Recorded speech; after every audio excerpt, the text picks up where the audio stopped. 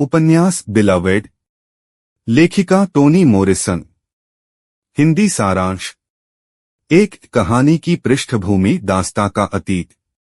यह उपन्यास अमेरिका में गृहयुद्ध के बाद की अवधि में स्थापित है, जब गुलामी भले ही कानूनी रूप से समाप्त हो चुकी थी, लेकिन उसका मानसिक और सामाजिक प्रभाव अब भी जिंदा था।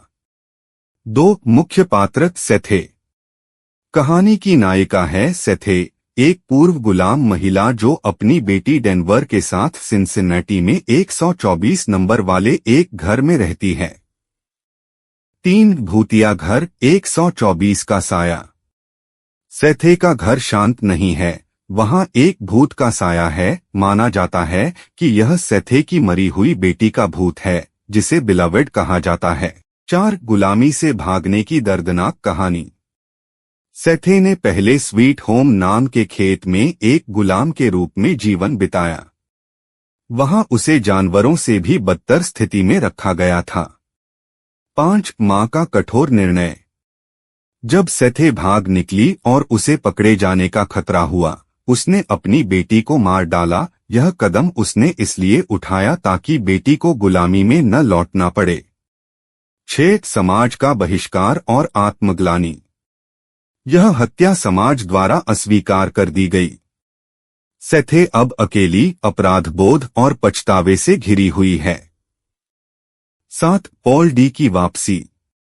एक दिन पॉल डी, स्वीट होम का पुराना गुलाम, अचानक सेथे के जीवन में लौटता है। वह सेथे को वर्तमान में जीने के लिए प्रेरित करता है। 8 बिलवेड का आगमन। कहानी एक रहस्यमय मोड़ लेती है जब एक युवती प्रकट होती है जो खुद को बिलवेड कहती है। वह सेथे के घर में रहने लगती है। 9 भूत नहीं, इंसान या प्रतीक। बिलवेड सिर्फ भूत नहीं, वह सेथे के अतीत का प्रतीक है जो कभी मिटाया नहीं जा सकता। वह मासूमियत की मौत, मातृत्व का पछतावा और गुलामी की विरासत को दर्शाती है। 10 सेथे और बिलवेड का अजीब रिश्ता। सेथे बिलवेड की सेवा में लीन हो जाती है, मानो वह अपने अपराध का प्रायश्चित कर रही हो। बिलवेड धीरे धीरे सेथे को मानसिक रूप से तोड़ देती है। 11 डेनवर की परिपक्वता। सेथे की बेटी डेनवर, जो पहले बेहद शर्मीली और सामाजिक रूप से कटी हुई थी, अब स्थिति को समझती है और बाहर निकलकर मदद मांगती है। 12 समुदाय की वापसी। सेथे को लंबे समय से समाज ने बहिष्कृत किया था, लेकिन अब कुछ महिलाएं एकजुट होकर उसके घर के बाहर प्रार्थना करती हैं, एक तरह की आत्मिक सफाई। 13 बिलवेड का प्रस्थान। इन सामूहिक प्रार्थनाओं के बाद बिलवेड अचानक गायब हो जाती है। क्या वह भूत थी, कल्पना या गिल्ट की मूर्त अभिव्यक्ति?